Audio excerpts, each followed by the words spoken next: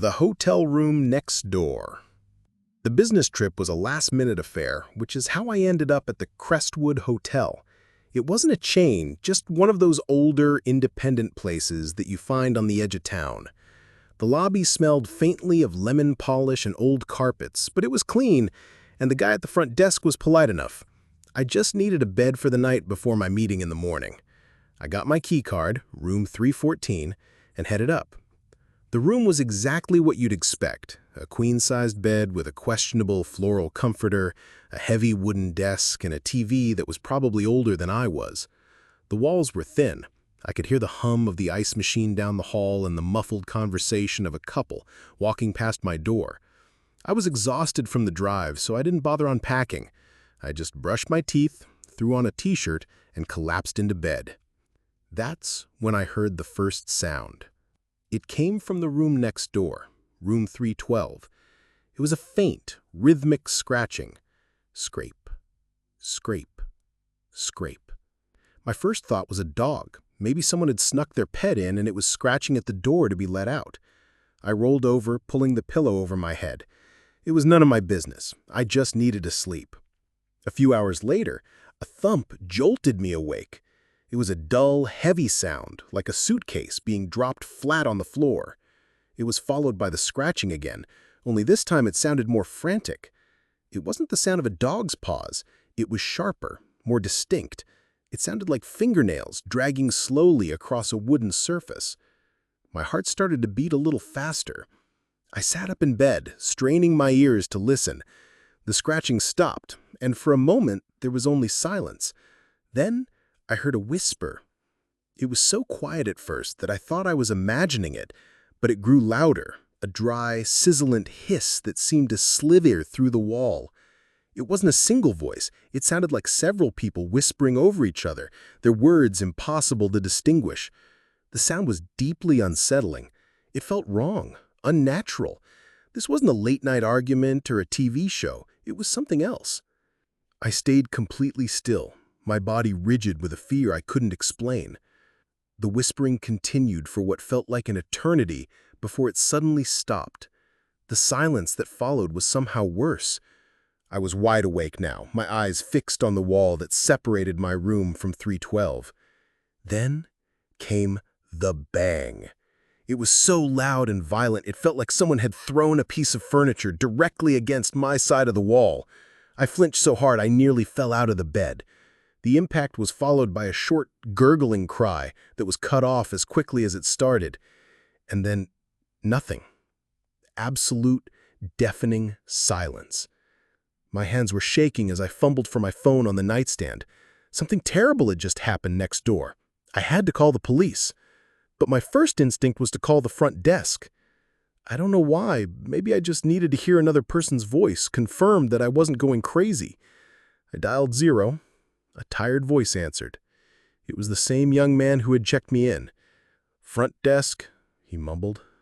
"Hi, I'm in room 314. You need to call the police. There's something happening in the room next to me, room 312. A fight or something much worse."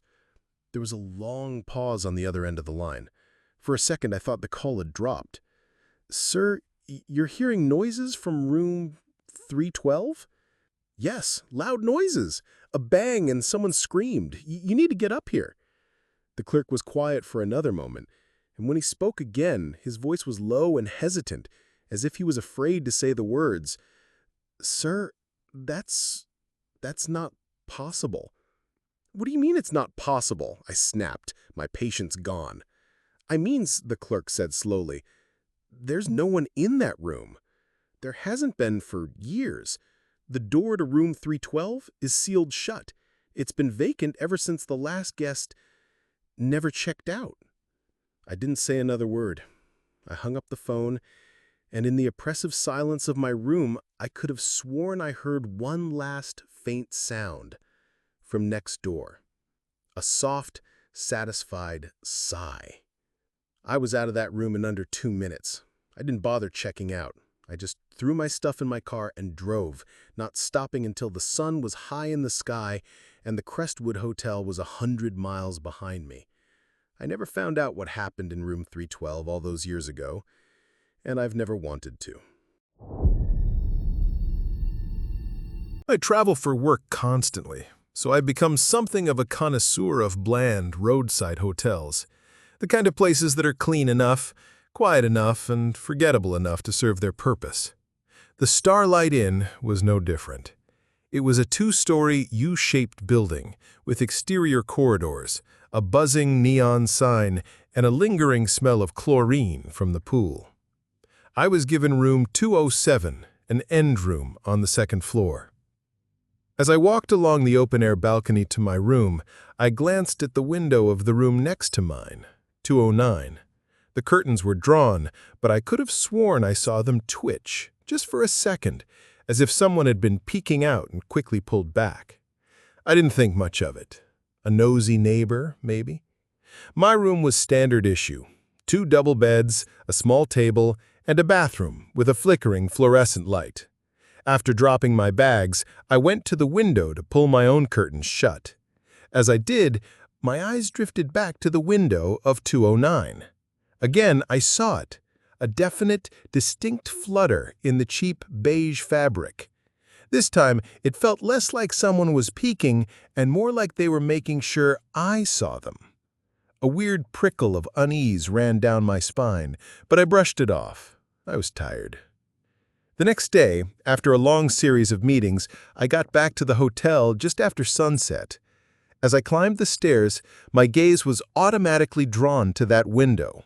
The curtains were still closed, but I had the unshakable feeling of being watched.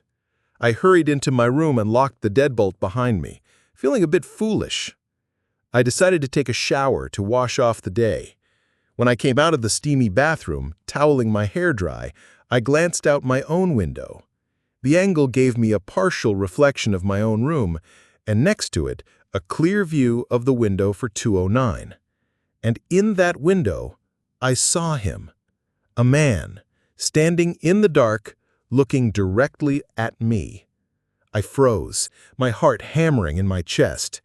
It was just a silhouette, but I could tell he was tall and thin. I stood there for what felt like a minute, locked in this silent standoff, and then slowly he raised a hand and waved. That was it. I threw my towel down, yanked on some clothes, and stormed out of my room, marching straight to the front desk. The woman behind the counter looked up from her magazine, startled by my abrupt entrance. "The man in room 209, I said, trying to keep my voice steady. "He's watching me. I just saw him standing in the window." The woman's friendly expression faded. She frowned, her eyes darting to a dusty chart behind her before looking back at me.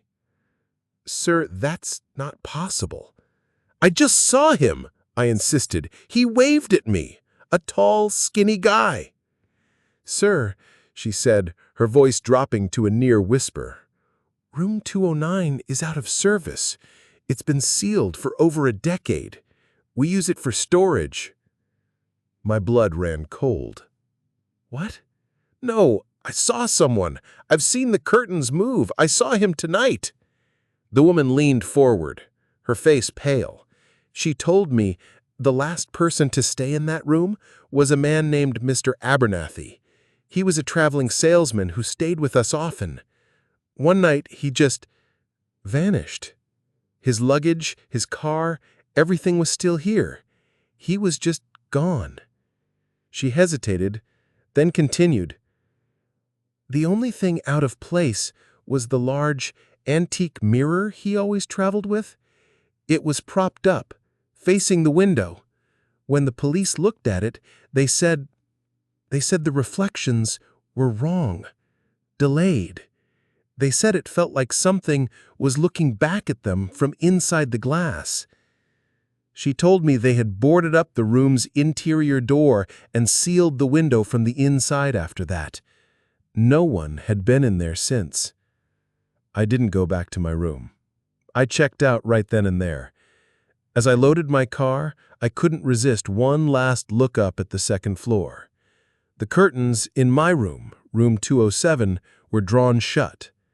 But in the dark glass of the window for room 209, I saw a reflection.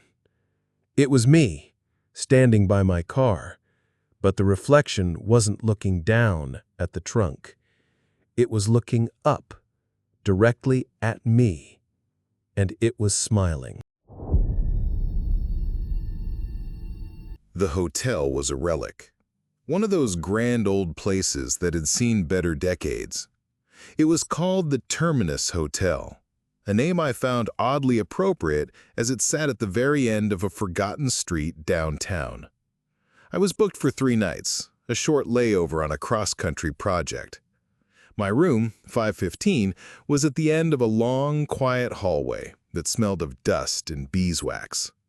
The room itself was unremarkable, save for the ancient, heavy-looking rotary phone on the nightstand. The first night I was asleep by 10. The shrill ring of the phone jolted me awake just after midnight. I fumbled for the receiver in the dark, my mind groggy. "Hello?" I mumbled. For a moment, there was only static. Then a voice came through the line. It was small and soft, like that of a young child. It whispered a single chilling question. "Can you come play in the room next door?"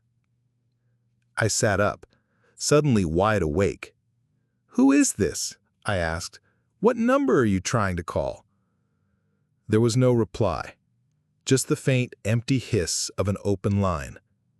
I hung up, my heart thumping. It had to be a prank. Some kids in another room dialing random extensions. I checked the deadbolt on my door and tried to go back to sleep, but the child's whisper echoed in my mind. The second night it happened again. The same time, the same piercing ring, the same soft whisper. "Can you come play in the room next door?" This time, I didn't say anything. I just listened to the dead air that followed. There was something about the quality of the silence on the line, a profound emptiness that felt deeper than a simple prank call. It felt like it was coming from nowhere.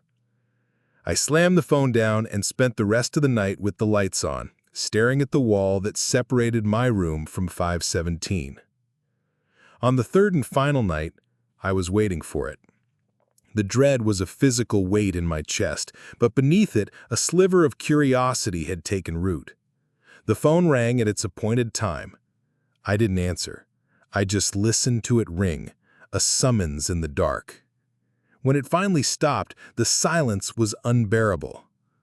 The invitation had been given, and this time, I knew I had to respond. My hands were shaking as I crept to my door and looked through the peephole into the empty hall. I took a breath, turned the knob, and stepped out onto the worn carpet. The door to room 517 was just a few feet away. It looked identical to mine. I raised my hand to knock, to confront whoever was behind this sick joke.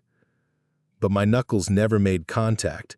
The moment my fingers brushed against the wood, the door swung inward on silent hinges, revealing a cavern of absolute darkness. A cold, musty smell, like a damp cellar, rolled out of the room. I hesitated for only a second before pulling out my phone and switching on its flashlight. I aimed the beam inside.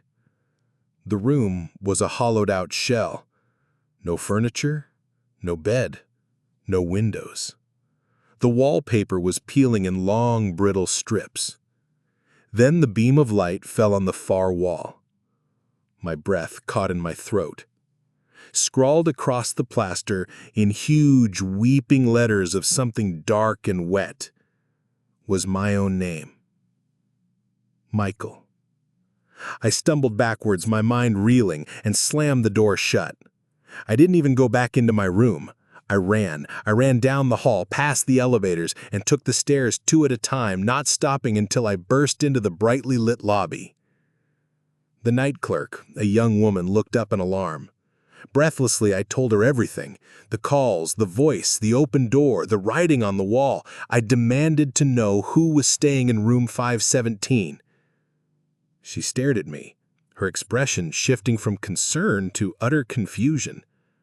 She shook her head. "Sir, I don't understand." "The room next to mine, 517. "That's just it, sir," she said, pulling a laminated floor plan from under the counter. She pointed to my room, 515. The space next to it was a solid, unmarked gray block. There is no room 517. The 5th floor ends with your room. It's just a structural wall. My blood turned to ice. But the door is there. The phone calls. That's the other impossible thing, she interrupted, her eyes wide with a dawning fear. The old phones in these rooms are just for decoration. We had them all disconnected years ago during a renovation. She leaned in, her voice trembling slightly.